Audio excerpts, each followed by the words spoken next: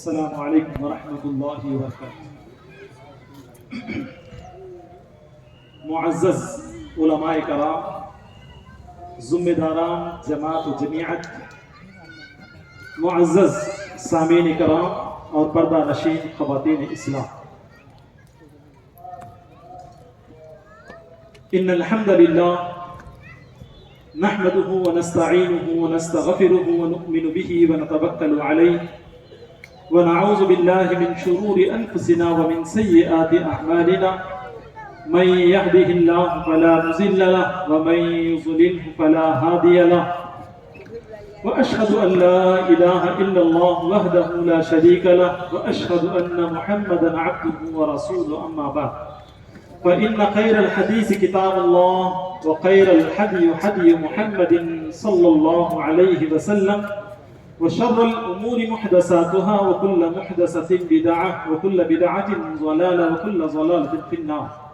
فأعوذ بالله من الشيطان الرجيم. بسم الله الرحمن الرحيم. يا أيها الذين آمنوا قوا أنفسكم وأهليكم نارا وقودها الناس والحجارة. وقال النبي صلى الله عليه وسلم: وعن عائشة رضي الله تعالى عنها قالت: قال رسول الله صلى الله عليه وسلم: خيركم لأهله وأنا خيركم لأهلي. رواه الترمذي. تو محترم سامعین کرام، آج کے اس پررونق اجلاس میں میری اس مختصر تقریر کا عنوان ہے گھر اور معاشرے کی اصلاح قرآن اور حدیث کی روشنی میں۔ اس عنوان کے 4 نقطے آپ اپنے ذہن میں رکھیں۔ اصلاح معاشرہ اور اپنے گھر کی اصلاح کے لیے 4 باتیں ذہن میں رکھیں، اور میں ترتیب سے ان کے متعلق کچھ باتیں کتاب سنت کی روشنی میں بتاتا چلوں۔ ایک،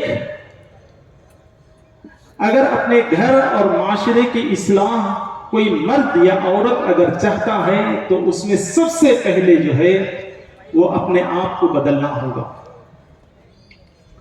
نمبر 2، جس گھر کی اصلاح چاہتے ہیں تو میاں بیوی آپس میں ایک دوسرے کے حقوق احساس ذمہ داری کے ساتھ ادا کرنا ہوگا۔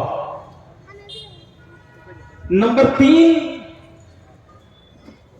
اپنی اولاد کی تربیت اسلامی اصولوں کے اوپر ہونا چاہیے۔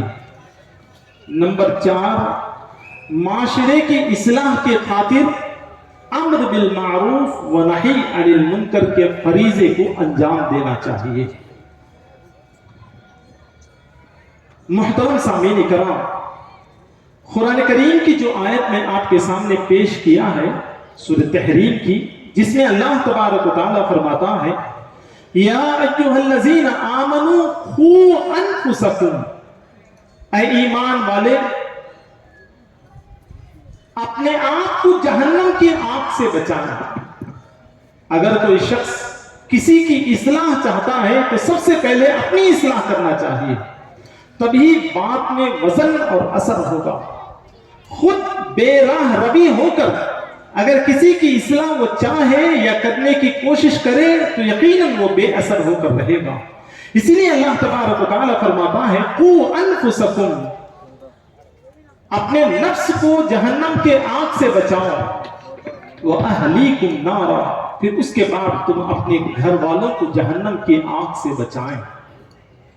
معزز سامعین کرام، سب سے پہلے اپنی اصلاح کر لینا چاہیے۔ جو کوئی شخص اپنی اصلاح چاہتا ہے، اپنے آپ کو سدھارنا چاہتا ہے، تو وہ 4 چیزوں کا خیال رکھنا ضروری ہے۔ نمبر 1، اپنے آپ کو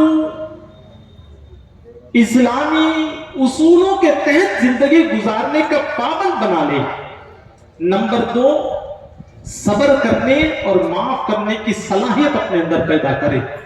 اور نمبر 4، سامنے والوں کے اوپر رحم کرنے کی صلاحیت پیدا کرے۔ سورہ آل عمران کی 159ویں آیت میں اللہ تبارک و تعالی آپ صلی اللہ علیہ وسلم سے خطاب کرتے ہوئے فرماتا ہے فَبِمَا رَحْمَةٍ مِّنَ اللَّهِ لِنْتَ لَهُمْ وَلَوْ كُنْتَ فَظًّا غَلِيظَ الْقَلْبِ لَانفَضُّوا مِنْ حَوْلِكَ فَاعْفُ عَنْهُمْ وَاسْتَغْفِرْ لَهُمْ وَشَاوِرْهُمْ فِي الْأَمْرِ فَإِذَا عَزَمْتَ فَتَوَكَّلْ عَلَى اللَّهِ إِنَّ اللَّهَ يُحِبُّ الْمُتَوَكِّلِينَ۔ اللہ کے فضل اور اس کی رحمت کی وجہ سے اے نبی صلی اللہ علیہ وسلم آپ رحم دل ہیں، آپ کا دل نرم ہے۔ اگر آپ سخت دل ہوتے، اگر آپ اپنی گفتگو میں کڑواہٹ پھیلاتے تو آپ کے ارد گرد کوئی جمع نہیں ہوتا۔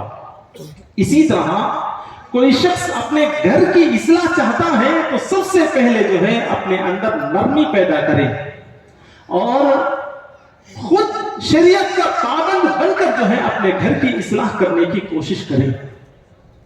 اللہ کے نبی صلی اللہ علیہ وسلم فرماتے ہیں، عائشہ رضی اللہ تعالی عنہا راوی ہیں، خیرکم، تم میں سے بہترین شخص وہ ہے خیرکم لأہلہ، جو اپنے گھر والوں کے لیے بہتر ثابت ہو۔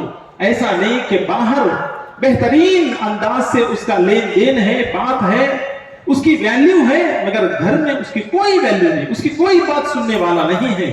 ایسا نہ ہو، بلکہ خیرکم، تم میں سے بہترین شخص وہ ہے خیرکم لأہلہ، اپنے گھر والوں کے لیے سب سے پہلے بہتر ثابت ہو۔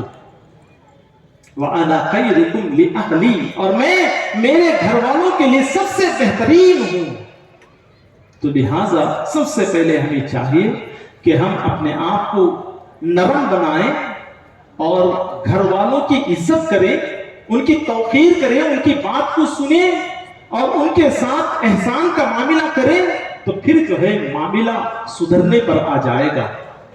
دوسری بات، میاں بیوی آپس میں ایک دوسرے کے حقوق کو احساس ذمہ داری کے ساتھ ادا کریں۔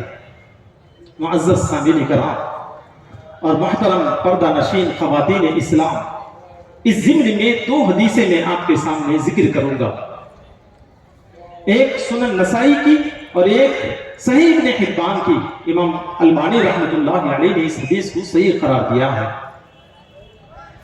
حضرت عائشہ صدیقہ رضی اللہ تعالی عنہا اللہ کے نبی صلی اللہ علیہ وسلم کے اخلاق